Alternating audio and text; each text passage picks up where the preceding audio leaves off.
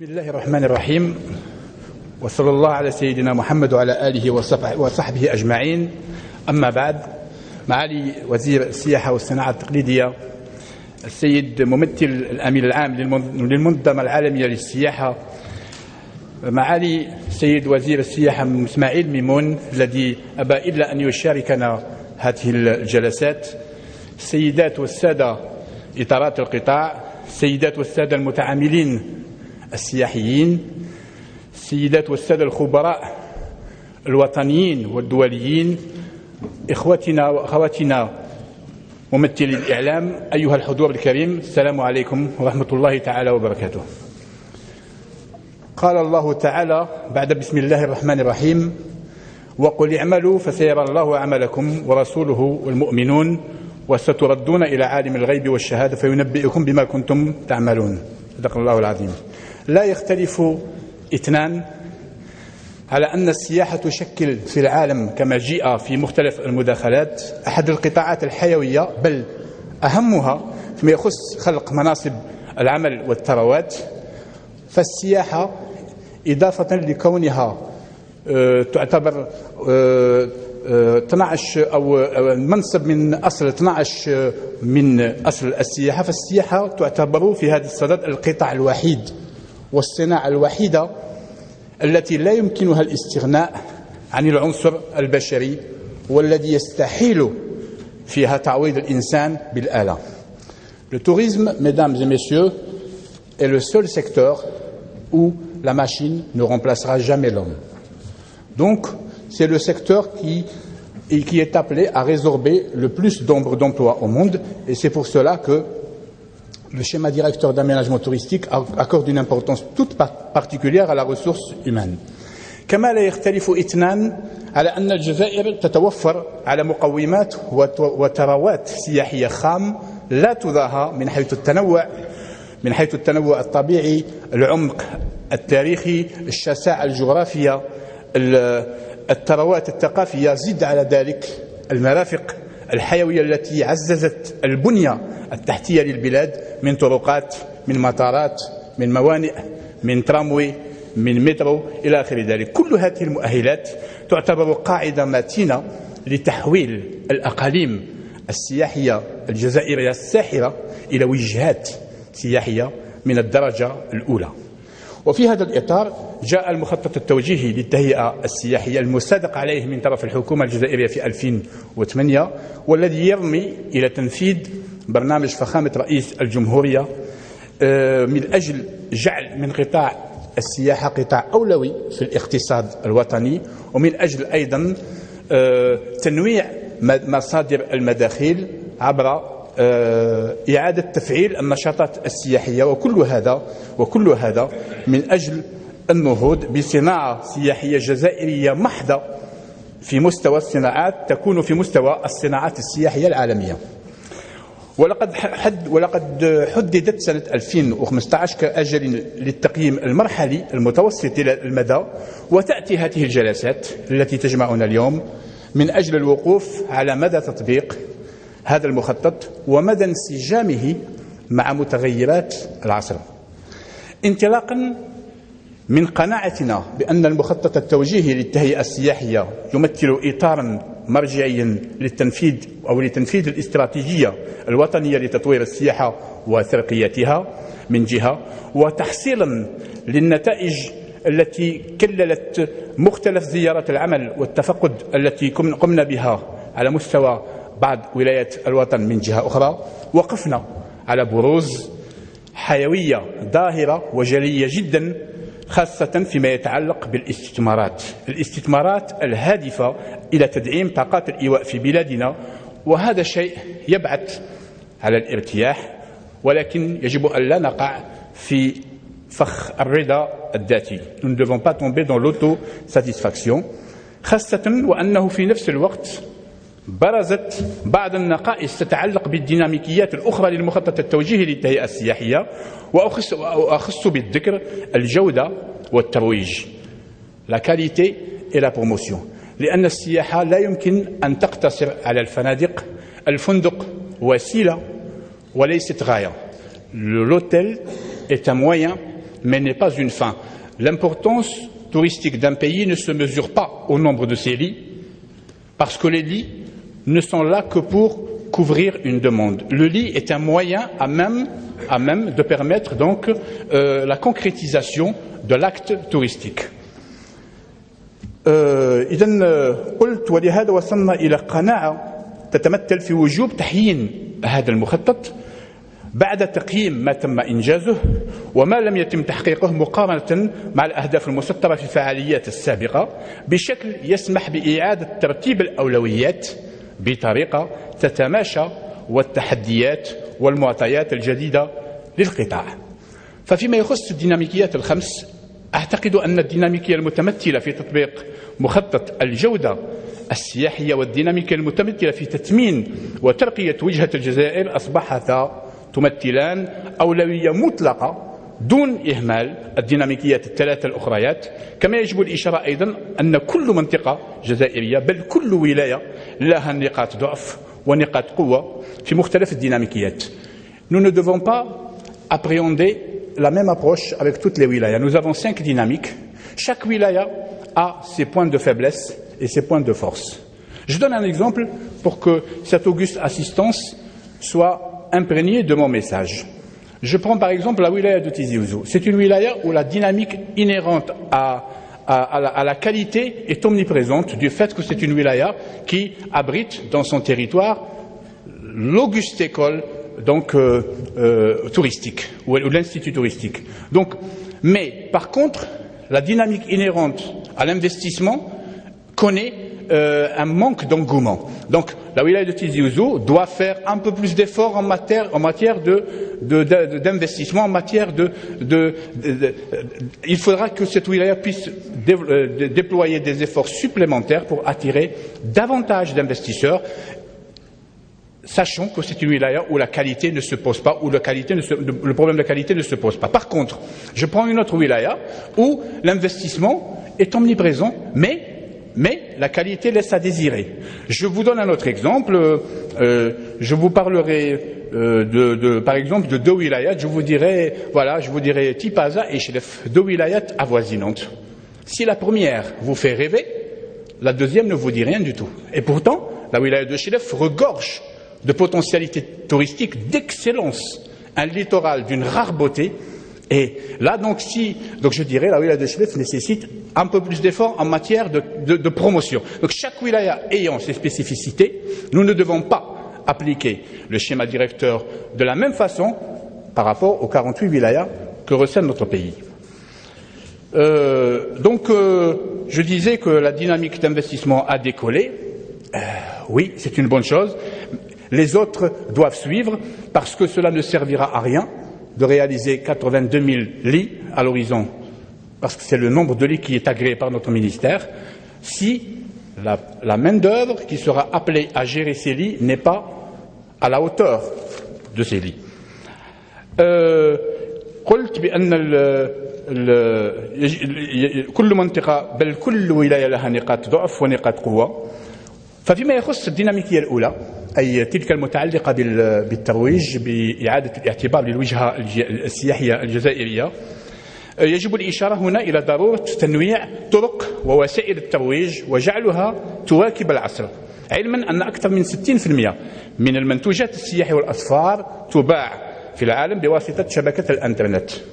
زد على ذلك كون فئة الشباب في الجزائر تمثل أكثر من 60% من مجموع سكان الجزائر، وأن أكثر من 60% من مستعملي مواقع التواصل الاجتماعي هم شباب، تويتر، فيسبوك إلى آخر ذلك.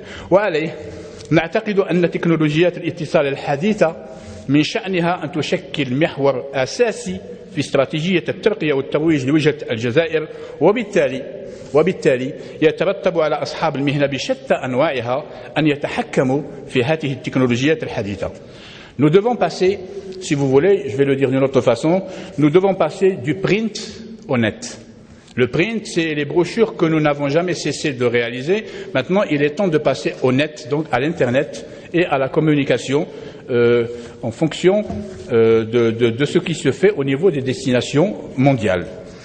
À titre d'exemple, aujourd'hui, quand on veut voyager, on accède, on se connecte au site TripAdvisor, que tout le monde connaît, www.tripadvisor.fr ou .com, et vous avez toute la latitude vous choisissez le pays, vous choisissez la ville, et vous choisissez les hôtels. Et vous avez les avis des clients, des utilisateurs qui vous diront voilà ce que j'ai remarqué. Mais maintenant, la fameuse formule qui faisait légion il y a de cela une dizaine d'années et qui disait qu'un touriste satisfait, c'est 10 touristes de gagnés, et un touriste insatisfait, c'est 100 touristes de perdus.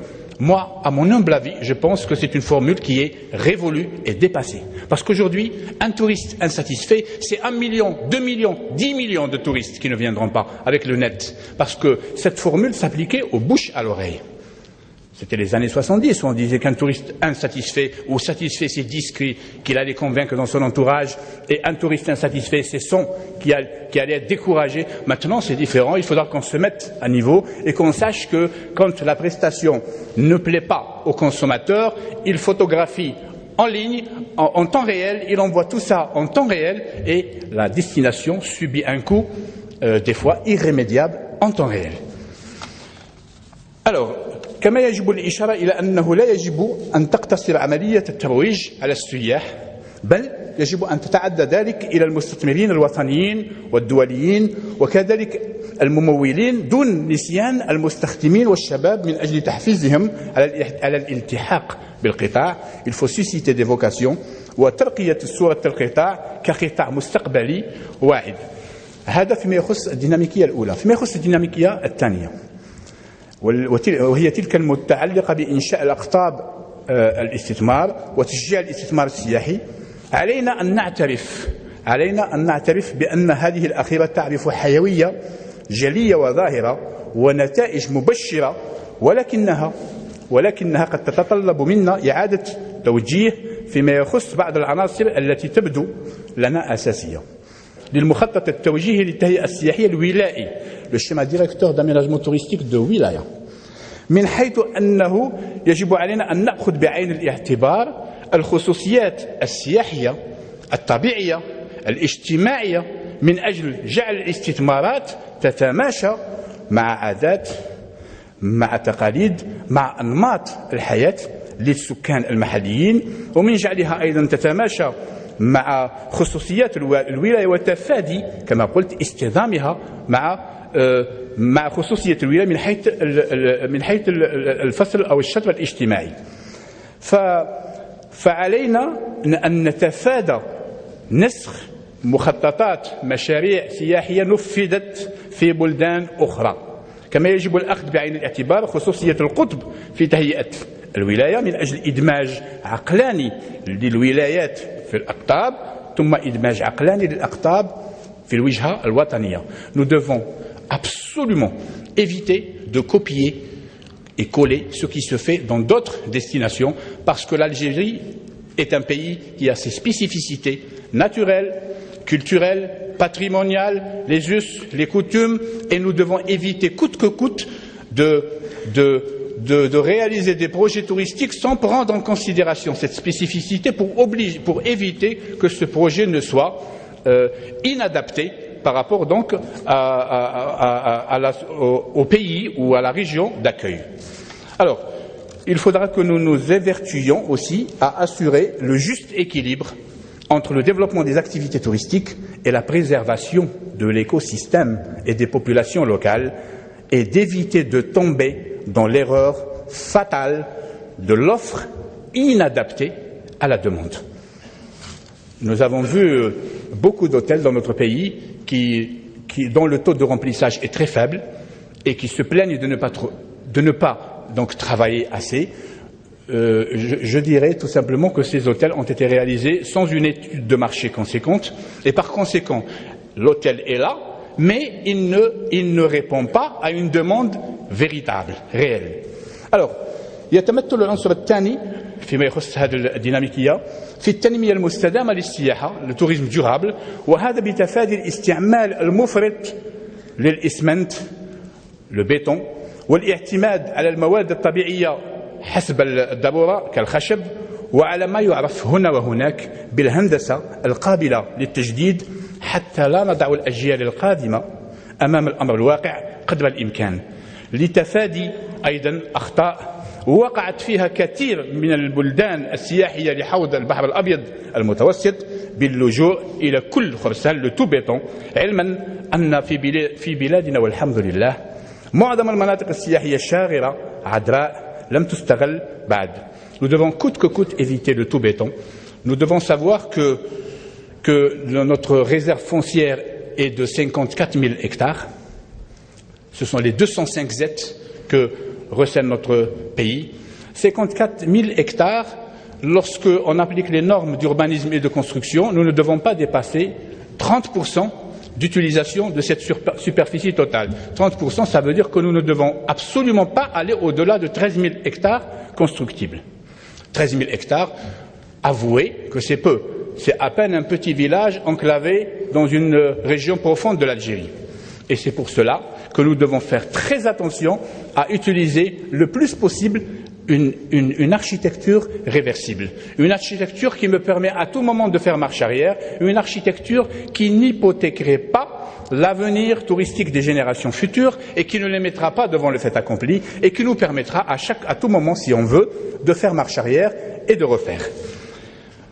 إضافة إلى هذا استراتيجية تطوير السياحة لبلادنا تعتمد بالأولوية على السياحة العائلية بدرجة أولى كما تفضل به معالي الوزير، والسياحة الشبانية كما قلت أكثر من 60% من الجزائريين لا يتجاوزون سن 30. نذكر على سبيل المثال أيضا في هذا الصدد اللجوء إلى صيغة الإيواء عند الساكن التي تفتح أيضا آفاق مهمة للسياحة الداخلية دون تعريض المحيط لآثار جانبية سلبية.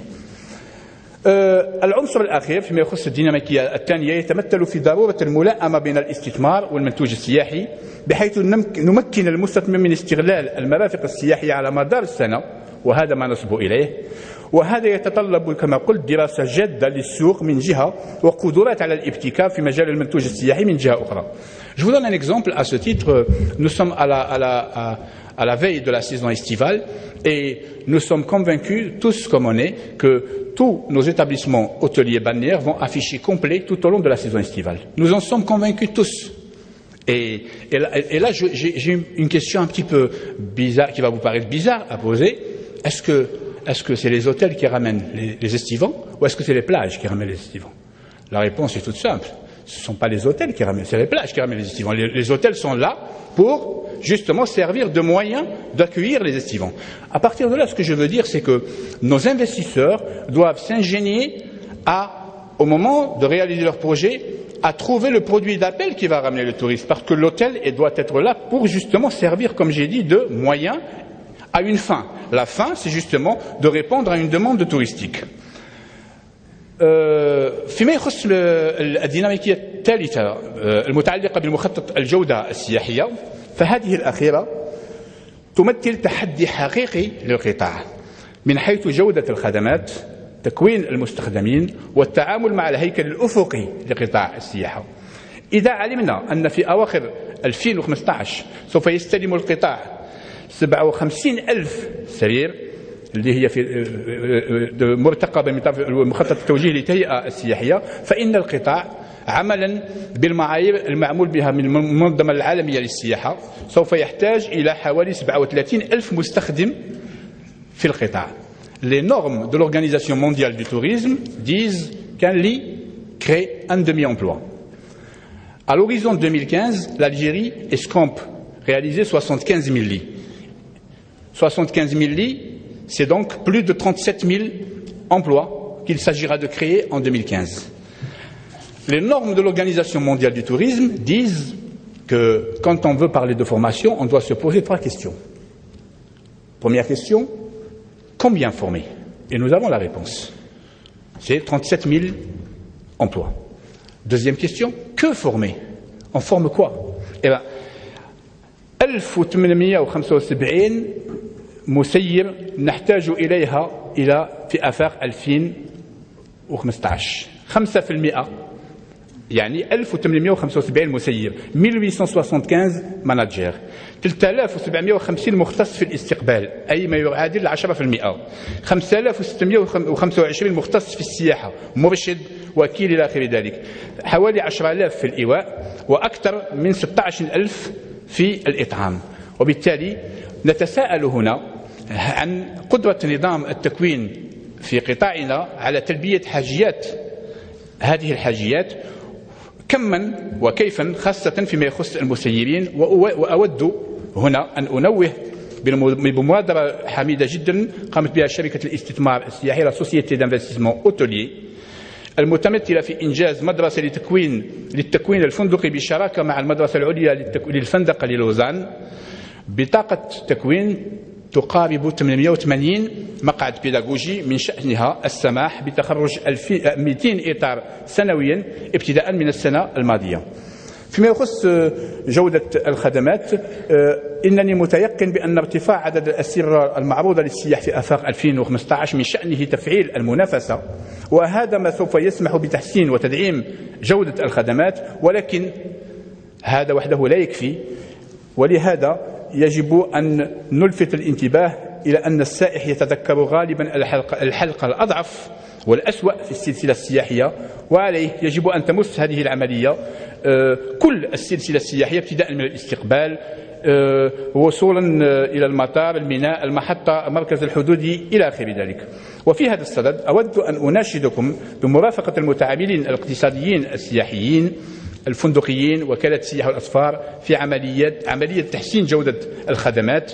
وفي هذا الإطار أوجه نداء لكل هؤلاء المتعاملين من أجل تأطير أنفسهم في جمعيات مهنية قوية تمثل للوزارة متحاورين جديين، وللقطاع قوة اقتراح فعالة على غرار ما يعمل به في كثير من الدول السياحية. وفي هذا المضمون أود أن أشدد على ضرورة التحلي بالمهنية ومساندة المهنيين بدون فتح المجال للانتهازيين الذين من شأنهم تشويه صورة الوجهة الجزائرية.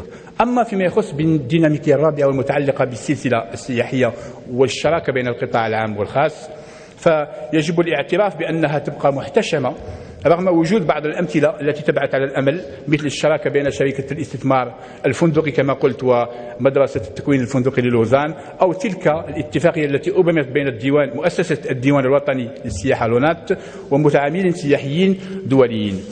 فيما يخص السلسلة السياحية في بلادنا لاشين توريستيك، فهي تعرف ديناميكية حقيقية في مختلف القطاعات، الأشغال العمومية، النقل، الطاقة، الموارد المائية، البيئة إلى آخر ذلك، من شأنها دفع وتيرة القطاع السياحي. ولعل أجمل دليل هو المبادرات الكبيرة التي قامت بها شركة الخطوط الجوية الجزائرية إير ألجيري بتقديم تخفيضات، سواء تعلق الأمر بالرحلات الداخلية من الشمال نحو الجنوب، ثم مؤخرا من الجنوب إلى الشمال، أو الرحلات الخارجية فيما يخص الاتفاقية بين لونات سيليكتور وشركة إير ألجيري.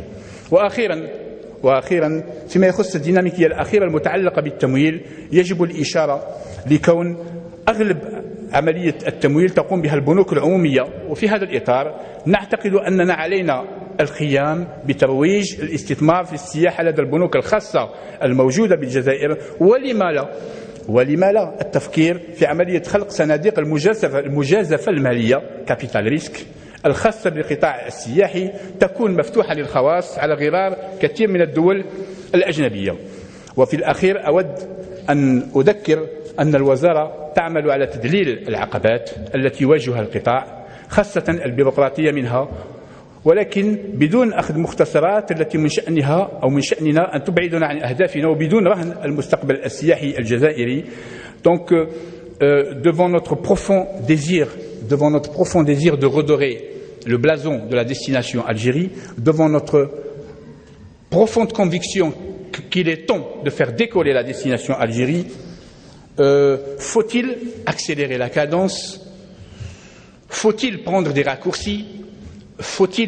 Donc ce sont ces nombreux points que nous espérons voir débattre donc au cours des ateliers, sachant que l'Algérie, je terminerai avec ça, ayant ses spécificités, on ne peut pas faire n'importe quel tourisme en Algérie. Il faut que ce soit un tourisme adapté à la réalité algérienne, un tourisme qui s'inspire du mode économique mondial. C'est normal, nous ne pouvons pas y échapper, mais qui prenne en considération la spécificité de l'Algérie.